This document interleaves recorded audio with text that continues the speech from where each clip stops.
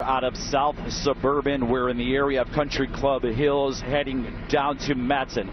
We've got a high-speed pursuit here. The person that they're looking for here in this black Chevy, a stolen vehicle with a window shot out. They've been pursuing this vehicle now for the better part of about 15 minutes. Southbound in the cornfield here, right by Harlem Avenue, heading towards US 30. This pursuit's gone about 40-50 miles per hour. Several officers are joining in here, so we're about a mile west of I-57. This vehicle is heading southbound.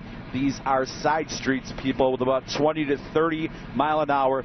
Now we're going south on Ridgeland here. And this is a pursuit. They'll be heading towards US 30. So if you are a South Suburban commuter, you normally head near US 30 in Ridgeland, use a lot of caution. This vehicle is picking up speed here. That window is shot out. They're looking for a suspect who stole a vehicle, now heading southbound on Ridgeland Avenue, south US 30. Okay, Mike. So, listen, Kai, this is going to keep going. Mike, we're here. We're watching this with you right now. And so what we're wondering is, when did you first pick this up? What was happening?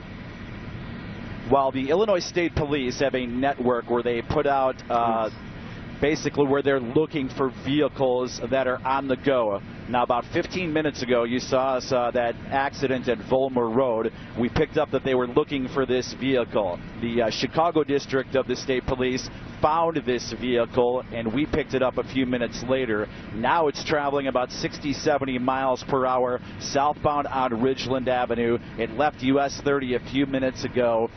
There were about 5 officers in high-speed pursuit about to hit the intersection of Sauk Trail, and this could get dangerous, narrowly missing an accident there. The vehicle keeps going southbound on Ridgeland. Now, the further south you get in this area, south of Ridgeland Avenue, south of Sauk Trail, this gets wide open, people, and you're going to be dealing with a vehicle that's going to be at a very high speed. The officers now are about a good quarter mile behind them. So we're traveling southbound on Ridgeland Avenue.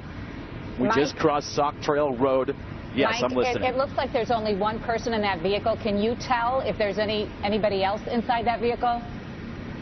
The way they have described this in the search, there is one person. You can see the driver's side window is actually shot out. One person who stole this vehicle that they're searching for. So from what they've described, and again, this is just from the scanner traffic, what's called the ISPERN, Illinois State Police Emergency Response Network, they've only described one person, the driver, the suspect that they are looking for that stole this vehicle that is now southbound on Ridgeland. We're coming up on another interchange here pretty soon, and I-57 is very, very close to this. We're about a half a mile west 57, so there is a chance that this vehicle could take it to the expressway.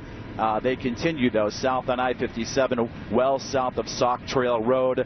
So we're going to be heading down to the Bradley-Bourbonnais area pretty soon. I know that you're on a really, really close shot there, and you're talking about the police that are behind them. Can we look at a little bit wider shot so that we can get a better perspective of that? That would be great, and maybe also see what's in front of that vehicle, which it looks like no one, luckily, as he's making this chase. We don't want to lose the vehicle, and the police, unfortunately, they've been trying to chase this vehicle. It's really picked up speed here southbound on Ridgeland, heading towards I-57. And as we look out the window, there really aren't any police within about a good half a mile of this vehicle. They're communicating with each other. How fast do you think that guy's going, Mike?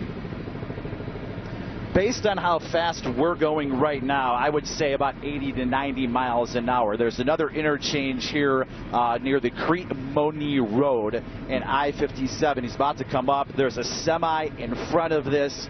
Again, caution for people who are watching here. This can result in an accident pretty quickly. Now he crosses Crete-Monee Road, try to turn. Oh, and there's the accident. All right, so here's the accident. I believe we're at Crete-Monee Road. The vehicle involved in the accident. Now you've got the person who was in the vehicle. This is the suspect that they were looking for, and his hands heading on his belt eastbound there, so we got to be careful towards here with the camera I-57. shot.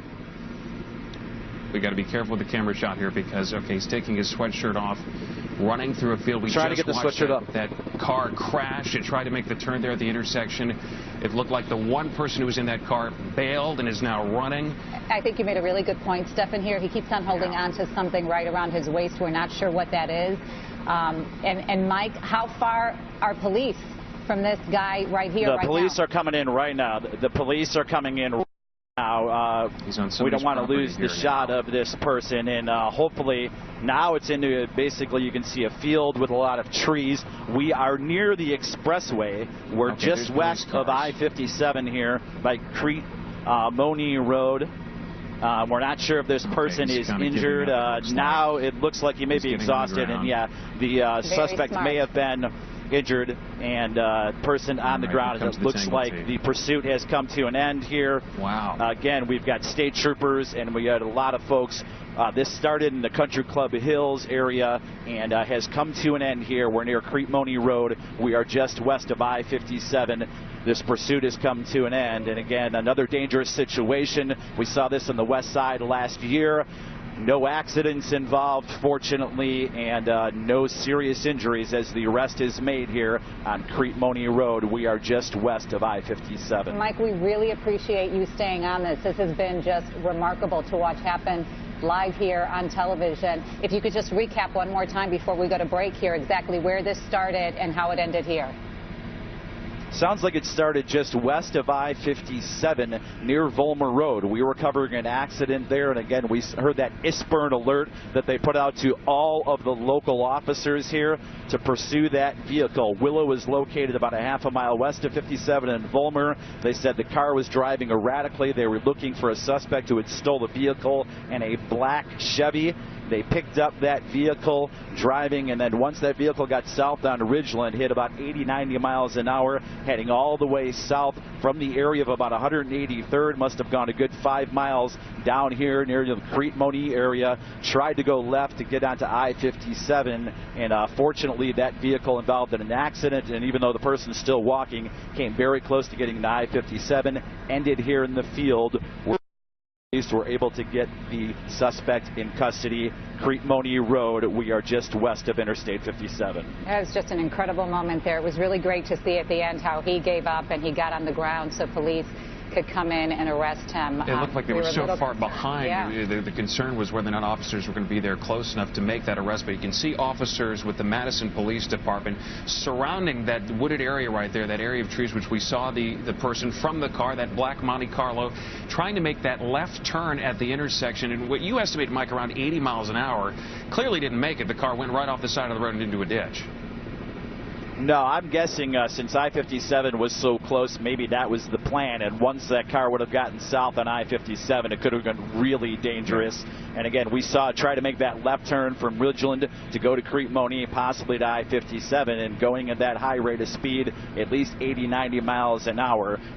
Wasn't able to do that. The accident ensued, went into the field, and that's when the person they were chasing decided to get out of that vehicle, run through the field, may have been injured from the accident, and basically just ran out of breath. Fortunately, gave himself up, and nobody else was seriously injured in a situation that could have been very dangerous, not only for the police, but for anybody who was driving in the area. Well, a lot of misses there also, as we were watching you there in Sky 5, as he was blowing through all of those lights and all of the oncoming traffic. I mean, it's just a miracle that a major accident wasn't caused there. Peaceful resolution. Really was, Zoraida. We saw, especially when he was coming south towards Sauk Trail Road, there was a semi crossing east and westbound. Wow. Luckily, this is kind of an open area with fields where people can see the traffic coming from the other direction. That semi able to see the vehicle traveling at a high rate of speed southbound, so was able to pull up, and that vehicle and the police able to get through southbound on Ridgeland. And again, ending with the person in custody here, and it looks like no serious injury. Very, very fortunate situation